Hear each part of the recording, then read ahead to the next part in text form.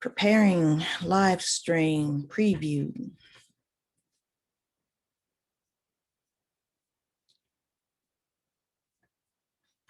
Go live.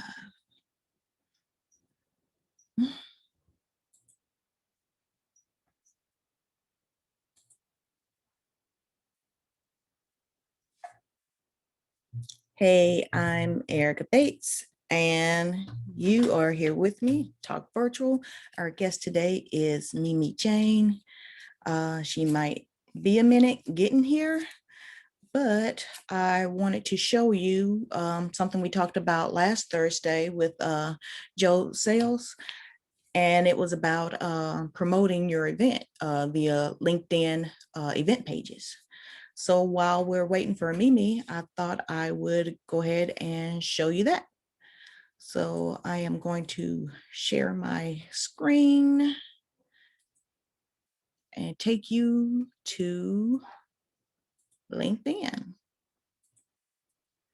So this is my LinkedIn page, and I have a event set up here for Talk Virtual. I'll go to that first. So with LinkedIn events, you can have a title. You can have whatever picture you want, your logo, you, whatever. It'll say who set up the event. You don't have to set up an event yourself. You can set up events for other people, but set it up for himself. So it's online. You can join here. You hit join here. It'll take you to the group community. So and it'll tell you how many people signed up and who they are. Right now, have 178 people signed up, or you can go down here and it will tell you total attendees, and it's 180. You can click to see who are the unique event visitors, and you can click to see the total attendees. So with the unique visitors,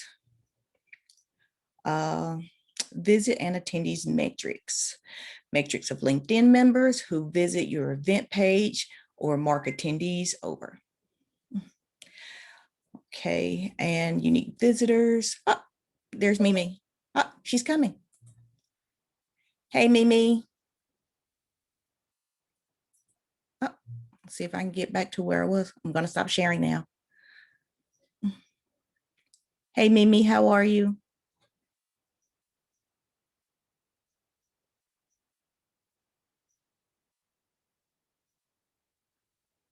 I'm not sure if you can hear me, but I can't hear you. Hello, I'm back. Can you hear me now? Glad you're here. Okay. Happen. No worries. I was just going through how you can promote your event via LinkedIn event pages. Oh yeah, actually, yeah, I know you've shown it a few times. I actually have to come back and look at that again because it's actually not that easy. I didn't know that. I thought it was. Anything you want to know about it while we're doing the walkthrough? Well, I think so, like specifically when you do live too, it's like, can you create those events and not post them yet? So you can like have everything modified before it get posted, because I was creating an event and then like I didn't know what field I need to fill out. So I just like did the mock-up and I start seeing a bunch of people attending and I'm like, oh no, like I don't want them to see this yet. Like I just want it to be draft. Yeah. It doesn't say draft, but there's some things you could leave out, like your date or your link to your event, and it won't publish. Here you go.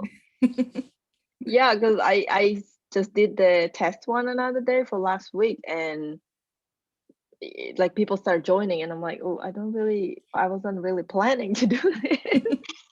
Understand. I'm going to share my screen one more time. Yeah. See, I was looking at the metrics to tell people who's looking at their event and when. But if you go to event management, I did Talk Virtual for a year, so I can't edit mine anymore. So if you want to do yours for like a month or 2-week period time, you can edit your event. But since I did it for January 21st through December 30th, I can't edit mine anymore. I found that to be sad. Yeah, like that's very restricting. Yeah. It's like you have to do this event now, which is hold you accountable. Yeah.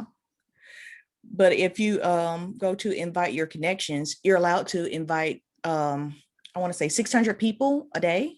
And if they haven't showed any interest or like these people are invited, but they haven't hit the attend button. So I can go through and delete them so I can have more room for other people. Mm. I like But is that. it 600 a day or 600 total?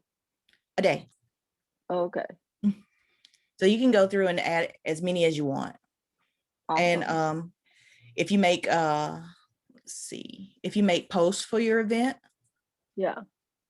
whoop, I got out of it. You can share it every 7 days. Oh, awesome. Yeah. So that's here's you. me. And I have all my speakers here that's been to Talk Virtual and a few posts that I've made. So I like to save it for the day of the event or the day before and hit share to sort of go out to everyone who said they would attend.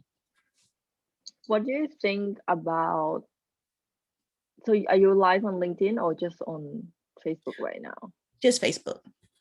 Oh, okay, so you do create the event on LinkedIn to let people go on Facebook, which is cool. Because like I was thinking to create an event for when I go live on Clubhouse. I don't know if you heard about that website application. So kind of create more momentum for that because it's very closed environment.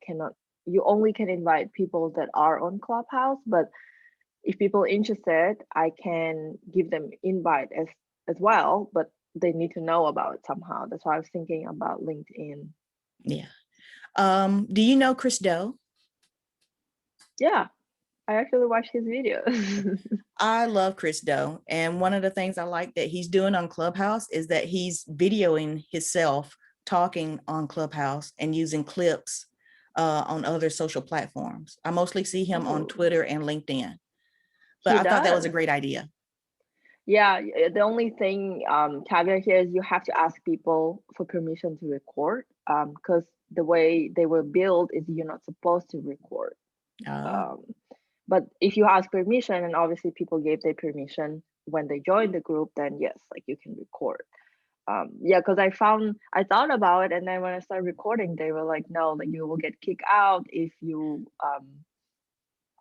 record without the permission of other people. Like, oh, okay. I have seen him take pictures of his notes, and that must have been a day when he wasn't allowed to record. So I didn't know that. I'm not on Clubhouse. Yeah, That's well, good to if know. you're interested, I can invite you. Some people don't want to be a part of it, so then I don't have to invite you, but just extending the invitation if you Well, I'll want. say thank you, but I am not an Apple user.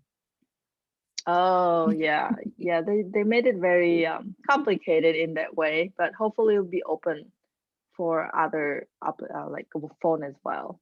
Yeah, I gotta hand it to them. I really like their promotion and their word of mouth of advertising. I think that's genius, but I'm not on it. Especially during and after pandemic when people are really leaning for connection and leaning for some change and something new. So it just came out very at the good timing. Yeah. I heard it was a great way to advertise events. Yeah, and yep, that's what I was leaning into, and great way to build connection. I mean, depends on room as well. I'm planning to do a few rooms where I can talk about my business and more like office hours so people can ask questions. Because I have to be more strategic with my time. There are so many applications and social media that you can spend time on, and I just have to choose what is more advantageous to me and give me most like return on investment. Clubhouse is cool, but it's more like going on events, and or like networking events, but it's not that simple to go on all the events all the time, and something is always happening. So you catch yourself like spending most of the time there and being very like buy into all the things that is happening, kind of like its own social media thing. So I really have to restrict myself because I still have business to run. I And understand. people do say that like you build network and you can build business more on that, but I'm not at that level yet where I can just outsource everything or have a virtual, like summit strategist like you. If I would run a summit, like I have to do as of right now everything myself. So like I can spend time on another social media platform. But I learning now that it's the best option is sometimes is to outsource it and give it to people that are very good at what they do and just trust them with that rather than trying to do everything yourself as an entrepreneur. Quite a few guests here on Talk Virtual is talking about when it's time to ask for help and when it's time to let go.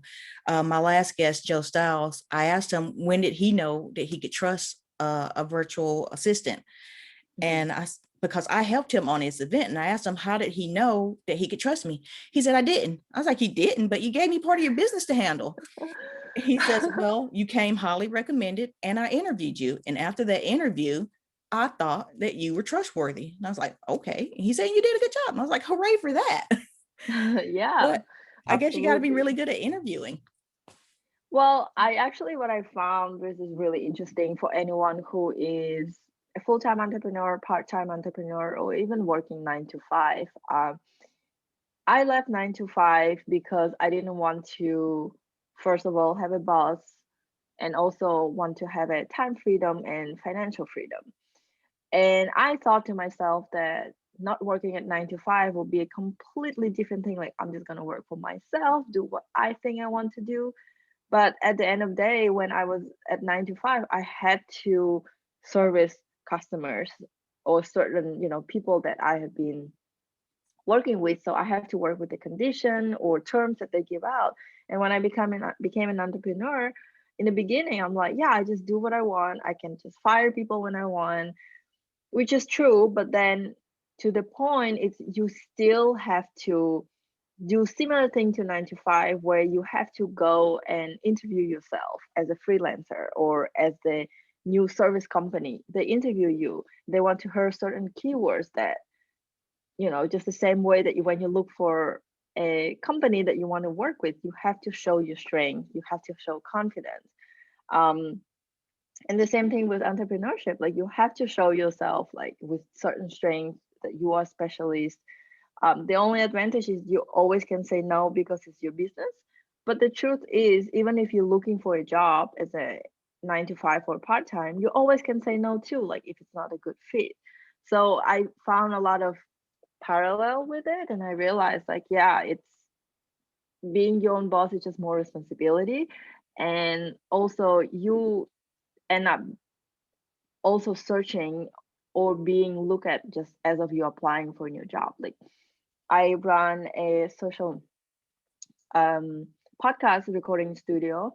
So like for me, when people reach out to me and they want to know about me or something, or when we look for sponsors for our podcasters, we need to create a media list, which is equal to resume. It just looks different, right? But like at the end of the day, it's still this like one pager that's showing all your achievements in the area of podcasting and the things that you have done. So it's very familiar, like similar in that way. I like um that. yeah, and it's really true. Like, and even when I was like working with clients, sometimes I find that I do still have to work under the terms and make sure that I have a best customer service. Even though it's my own business, I actually have to be more responsible for that, right? Like before, if it was under my boss, if I messed up, it's on them, it's on their brand, it's not on me. And the worst thing that can happen, I can get fired. But when you have your own job and you don't deliver customer satisfaction, you get fired from your own job and equals you not having a business. Yeah. So it's actually very like similar in that way, but obviously there are big differences overall. Yeah. Do you make a schedule for yourself? Yeah, I have to, but the nature of how different projects come to me with a different timeline, I have to make the schedule like every week to cover the things that I need to do that week or that quarter or that month, because I always do different things. Like podcasters that come to me, they are looking into like launching the podcast or the season. So we work seasonally. So it's not same as I used to have when I had to 9 to 5. Like I can just have the same predictable schedule. Like you leave home at the same time, you go home at the same time, you can start cooking at the same time, you can plan time with your friends. Now I plan it more what needs to get done for my clients and what I need to get done for my business first, and then after that everything else and like just operational and all other things. So it is hard to prioritize because priorities change. Yeah. So like before, it, you know, your priority is just go to work and like take care of yourself, but when you have different clients and different needs, then priorities change. And I've been learning to juggle it like last year. I think I'm better at it right now, and I'm at the next stage where I need to look for help, like someone more like executive assistant, but it's really hard because it's like a part of you that you need to train. So it's not even, because when you do everything, you just integral part of it and you have not written those things down, but you actually have to have the process in place before you hire someone too. So that's where I'm going through right now, learning to delegate, but delegate smart, because I've hired people before and then like I don't have time to train. So you have to either, if you are planning as an entrepreneur to have someone come on board and help, it has to be a consultant, a strategist like Erica, who already know what to do. So you just tell them like, okay, like this is my outcome that I'm looking for, and they just do it. Or you go cheaper way where you hire like virtual assistant or executive assistant in general, but you have to train them, or you have to spend time to create systems where they can go off, you know, like and go by that and just do those things.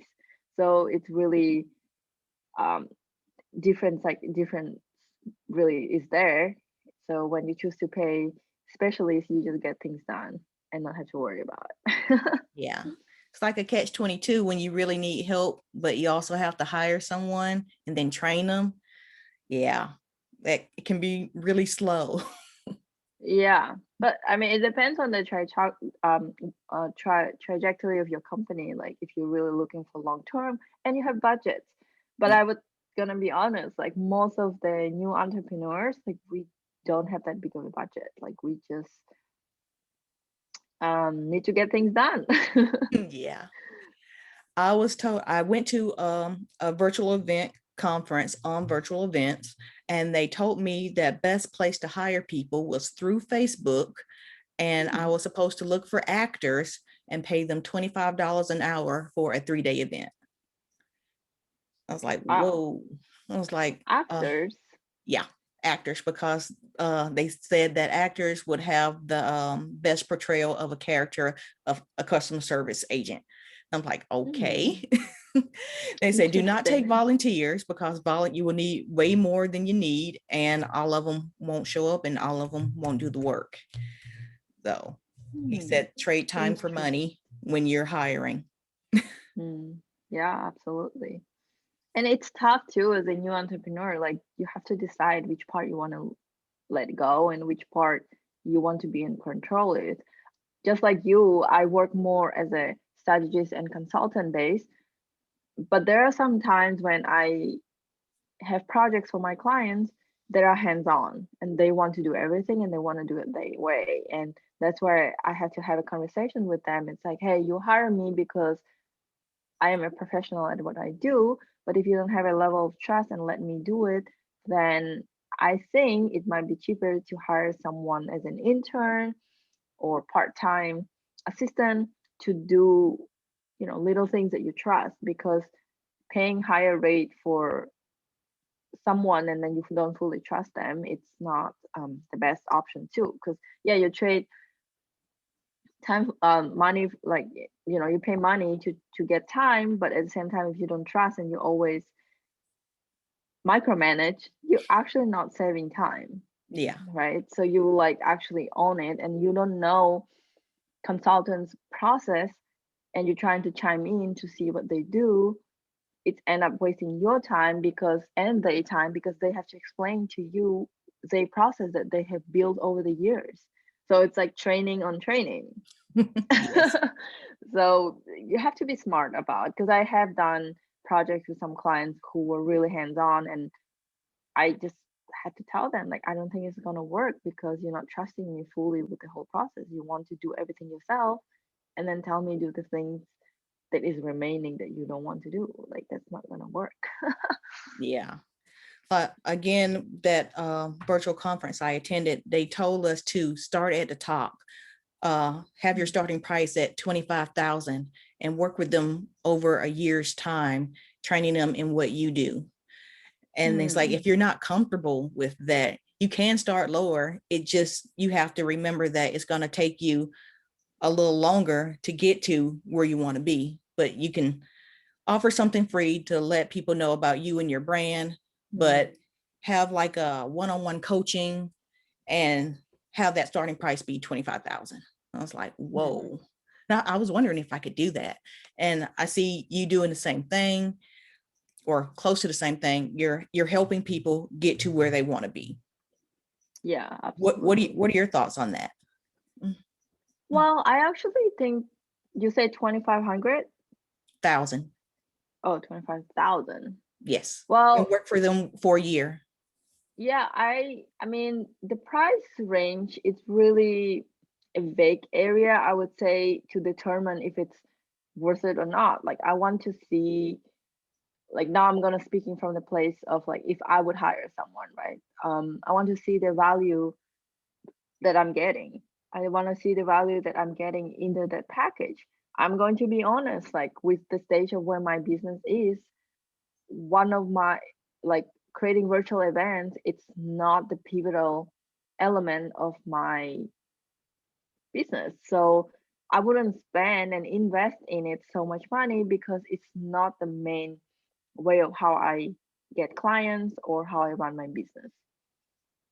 And you have to be careful too with, nowadays, a lot of new entrepreneurs that were made because of COVID, and people just realize that they need to try do more side hustle. People learn things really fast.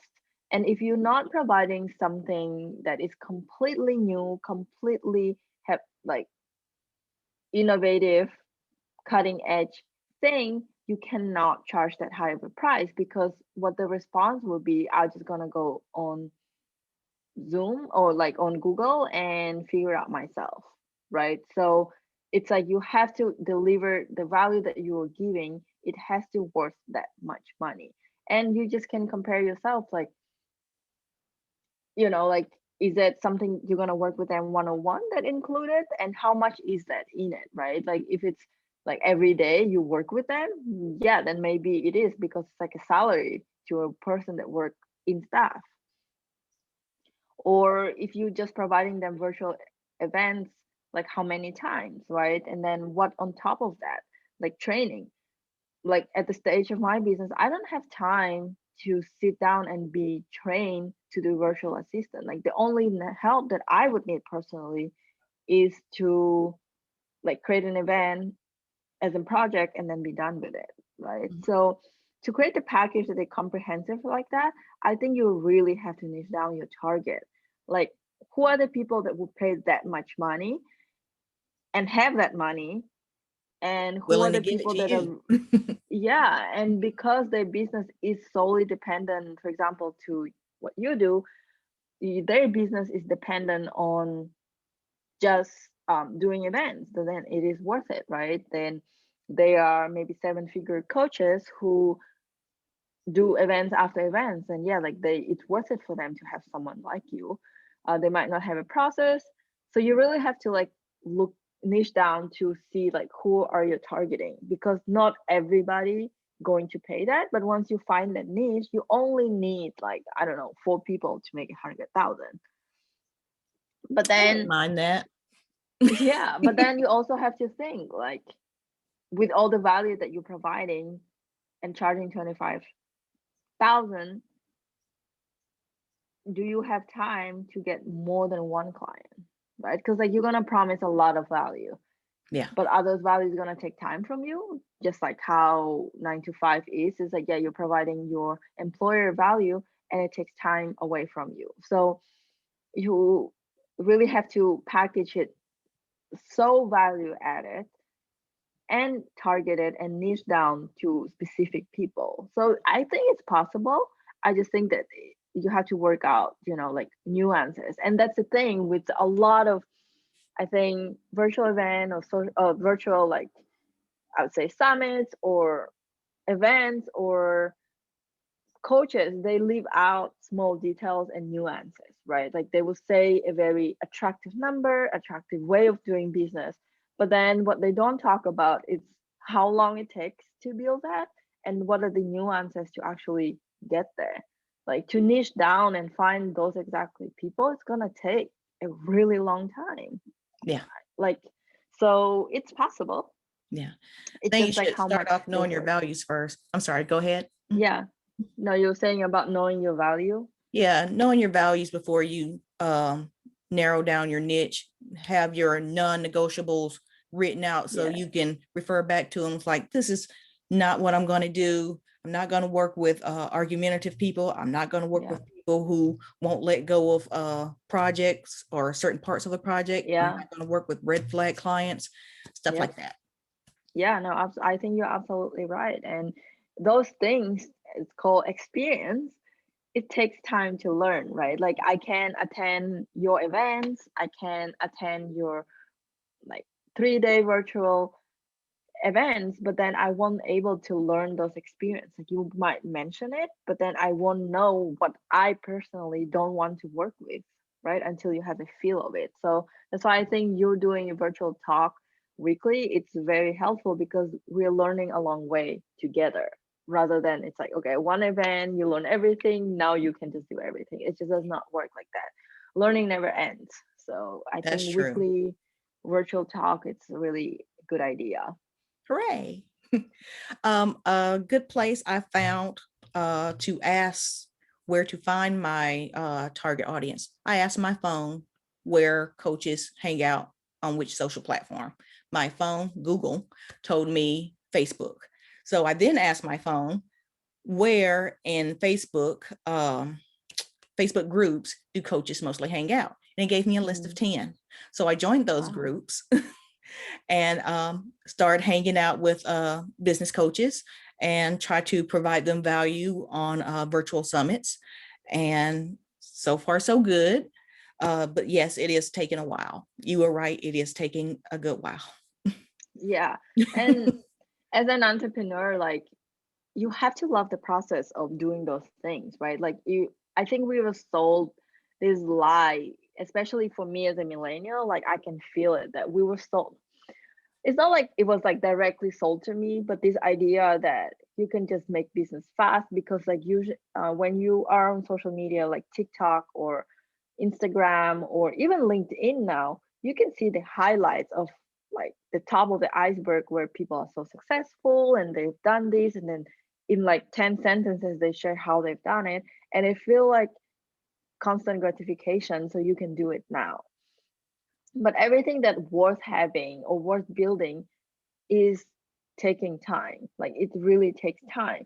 And if you think that you can just attend one summit and then make money right away, or like you can just learn one thing and then be successful right away, it's a lie. Or you might be, but it's not going to be sustainable process, because technology change, people change, where people hang out change. So you really have to learn your business at the core of doing small things of research, like just like how you were doing by like talking to coaches and then see, you know, like what are their interests, and then figuring out like if this process worked for you or not, and then maybe eventually go to a different path of figuring out how to find your ideal clients.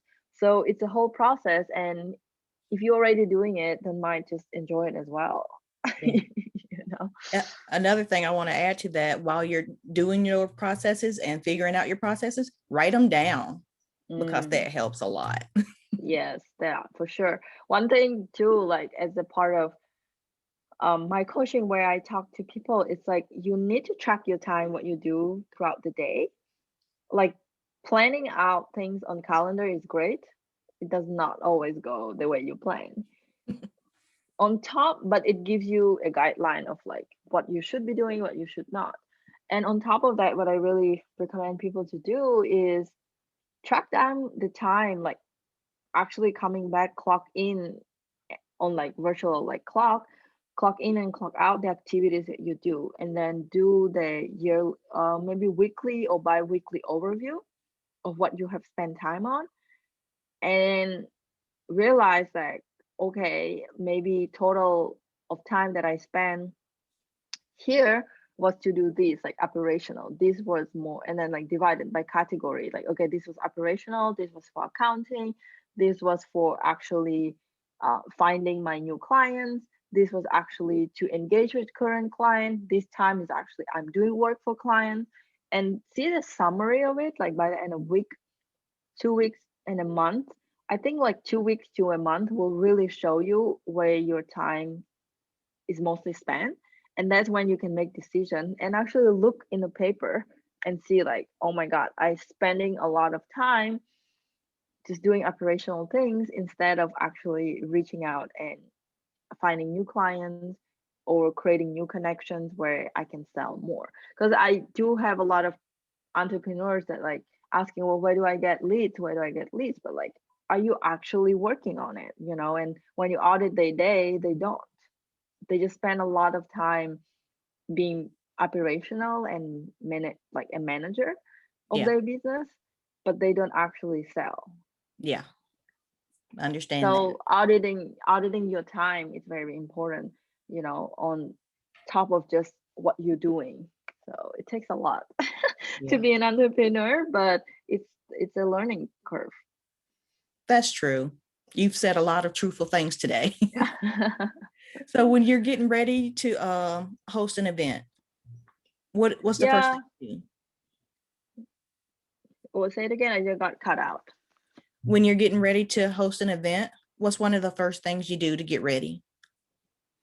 So I think for my events, it's very targeted and niche. Usually I get the inspiration from either my new project or either something new that I'm coming out, and I try to create the event around that. And when I host a new event, I think I really usually try to find a co-host. Well, obviously you have your why and then your target audience, and then I find a co-host. Like for me, I've tried to do events by myself before, and it's really hard. So I really need like usually look for co-hosts who can help me just to do certain things like interviewing on the events as well. And what after that, I as of right now, I don't really have a full process, but I do know like I need to outline the days, invite, create the sales page, which I might take you on helping me because it takes a long time to build a sales page, like really a long time, because it's literally the only thing that probably help you to gauge the interest and like help, you know, people get in. And sales page, then invite, yeah, and just doing event in itself, like creating either it's PowerPoint or your talking points, like that takes a lot of time. And for me, that's more important because like I have to present and deliver. But in the past, I used to catch myself being really busy with creating follow-up emails, creating like email sequence, and then invites and sales pages, download things, and like put all the freebies to download on the website and all of those things. Like instead of working on my talking points, I end up just doing all those administrative things. and then there's a day of event. I'm like, okay. And now like I just have to like, you know, share what I know, but not completely prepared. And that has been one of the mistakes that I've done before. So I think after finding a co-host, I will have to probably sort out for virtual, either virtual summit strategist like you, or someone who maybe on a little lower level of just creating a website and doing emails follow up. Like that's what I've done on my second event, when I actually have someone take care of marketing emails and sales pages. So then I don't have to worry about that part. What's your favorite program for setting up an online event? So I've done few. I did uh, what is that called? Webinar Webinar Jam? Jam. Yes, I did Webinar Jam before. I've done Kajabi before. Is it? Yeah. I have done Zoom webinars too. Not my favorite. Oh, It's just like a lot to like set up. Maybe I'm not professional in it. That's why I feel like it's just not that easy to set up. I've also hosted like live through LinkedIn, YouTube, Facebook, all at the same time. So like live streaming. yeah. Um, I think Webinar Jam was one of my, I think, like favorite so Okay. far. What about yours? Uh, Big fan of Zoom, but I like Zoom with Hey Summit. Real big fan of Hey Summit. How you were talking about the email sequence, it'll give you like 40 of them. Don't Oh use all wow. 40 of them. So you got to uncheck them, because people say, why are you spamming me? So like have Yeah, right. 10, and you can go through and edit them if you wanted to, or you can just leave them how it is. I thought that's one of my favorite things about Hey Summit. It has it set up for you. That's cool. Yeah, that's really cool. Yeah, because before I had to use either like ConvertKit or MailChimp to actually use like add the email campaign, because the Webinar Jam will send a reminder, but then the email marketing wasn't that, I would say, sophisticated to use to do the things that I wanted to do. So I like, no, it was good for reminder, but it wasn't good to actually send the message that I wanted to send out. Understand. I thought I saw Webinar Jam for sale, like in a Facebook ad. And since you said it was your favorite, I was going to check it out, and I was paying no attention to it until after you said that. So I'm interested now. Yeah, well, I'm interested to learn more about what you have shared, and like hey Simon, you said I'll That's check right. it out. Yeah, so planning to actually learning from you. I'm planning to do weekly lives as well, but it's less than a summit. It's more of like just live talks, and just going online, and like talking more specifically about businesses that I do, and then let people have opportunity to ask questions. Because my second business is bookkeeping and tax preparation. Well, it started because I realized that I need to take care of that part of my business, and then when I do something, like I just dive in fully in, and I realized like, okay, this is something I actually like and I want to know, and it's advantageous to know.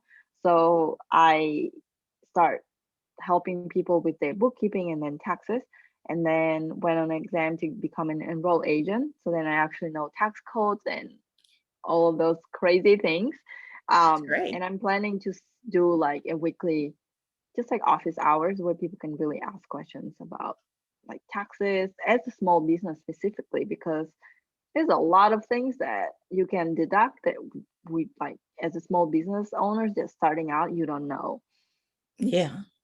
Yeah. Uh, Before I met you, I met Christine Tay. I'm not sure if Oh you know yeah. her. Yeah. I've met her. She's Yeah. also a fellow Californian, and I've learned a lot about tax code from her. So I'm looking forward Yeah. to learning about it from you on your show. Thank you. Thank you. Yeah, that would be great. Hooray! So you got your programs, you got your things to do. When your summit starts, um, I think you said you ran maybe 10 or 8. Is that right? Yeah, maybe I think it's like less than 8, but around that. Yeah. Okay. Which one was your favorite? Like you just knew that you've hit your stride and you got the right things down? I think one of my favorite was the first one that I ever started. It's called Dream Again. And I think that because I had like different speakers joining in, which is like co-host, it was really, it's not just a speaker, it's more like co-host. So they were there with me, like helping, pump up the crowd and, like talk to them. And I think that that one was my favorite because it was my first and it was a lot of fun. I get to engage with a lot of people that I haven't met before. They just found out about it. And yeah, I think the favorite part is because I was just starting out and it was really fun to do. But then after doing a second and a third and the fourth one, I'm like, this is a lot of work because it usually takes me about like 40 to 60 days to kind of like have it dialed in and then start like kind of actually do events, the live event. So it Was your becomes first event a live event? it was on webinar jam. It was live, yes. I was so scared to do a live event first. You were so brave. That's why I think it was my favorite because I'm very much of like up for challenge all the time. So when it's something new and different, then I'm like, okay, like super excited. But when it's become like operational and just the thing you have to do, then that's when I lose interest. Yeah. Understand. Are you planning to do any virtual summit or events yourself soon besides the virtual talks? I got one for graphic designers. It's called Freelancer to Agency Owner. So I'm trying to get freelancers to become agency owners to see what's the difference between being a freelancer, business owner, and agency owner. I want to get a group of agency owners to talk about how it is to run an agency. And I would love to get Chris Doe. Oh, I'm yeah. not sure if you saw a series on agency owning, but I thought it was great. That's cool. Have you tried to reach out to him? Yeah, I talked to him a good bit on LinkedIn, but I haven't asked him that yet. Waiting for the right moment, huh? Yeah. Yeah, that's really cool. Yeah, that's awesome. Well, let me know the updates about that event. If calendar allows, then I would like to join as well. Hooray. Appreciate that. I want to do another one on finding your target audience. And you just make me think of another one about processes. So you'd probably be great for that. Or maybe I could have a series on running events or how I think or how I started my first. I know everybody has a different process. Maybe everybody doesn't start with a target audience. Maybe some people start with sponsors and try to find people who match their sponsors. But I like to start with the audience. Yeah. What are your thoughts on running like Facebook ads or Google ads or just like pay-per-click ads, basically? I haven't done any of that yet. But I'm told if you want more attention, you should have ads. And if you don't know what you're doing, you should hire someone who knows what they're doing. I do not know what I'm doing. Well, I don't know about that part as well, but I luckily have connected with a fellow freelancer who is really good at that, and her prices are very reasonable because again, she's not an agency yet and she does it, like on the side. So her prices are affordable, and what I like is she is in United States and specifically California. So like time zone wise, it's really easy to work with because I've had out of the country freelancers before, but it's really hard to just find a time zone to like communicate things. I've heard the best place, and I've heard this from a woman in Turkey, that the best place to get VAs is crap, I can't remember the name of it now. Is it Upwork or Fiverr? Nope, Philippines. You go to a place in Philippines. She says that you would interview someone who does this job that you want to hire for, and you get like talking points or keywords, and then you would interview this person, the VA, and see if their answers match the person who actually does the job. I haven't done that either. That's just what I've been told. Yeah. I mean, people usually virtual assistants from Philippines are very diligent and they very honest. They deliver things on time. It just, you have to spend time going through the expertise and knowing what you need, right? Because yeah, like interviewing someone who already doing it well, and then see if those people can, like virtual assistant from Philippines can deliver the same. Because I mean, it's a part of interview. Like I'm not gonna blame or point fingers, but we probably all have done it when we oversell ourselves on something and then like we're not able to deliver, right? Because, or maybe the communication broke down when, as an employer, they explained something and you thought that you can do it, but then in their mind it was a completely different idea of how to do it. So it's just a part of like working together and finding, you know, like the things that you need and explaining it well. But then sometimes language barrier can be an element too, where it's like they just don't understand what you're trying to get. But if you find one that understands, then it's really like they're very diligent and honest. Yeah. Good points. Yeah. So when's your next event or virtual summit? Yeah, I don't know yet because like I'm working on a few. Well, right now it's tax season, so it's really busy for me. But I do want to start at least creating LinkedIn events for like starting next week, where I can invite people to virtual talk on Clubhouse to just like office hours, where we talk about taxes, tax strategy for small business owners. Because what I found is a lot of people that have reached out to me, it's like a totally forgotten area of their business, and then now it's tax season and they're like, okay, I need to clean my books for like 2020, 2019, 2018. I'm like, what? And like it has been really neglected because they didn't know what they were doing, or they've known that what they need to do and they got overwhelmed.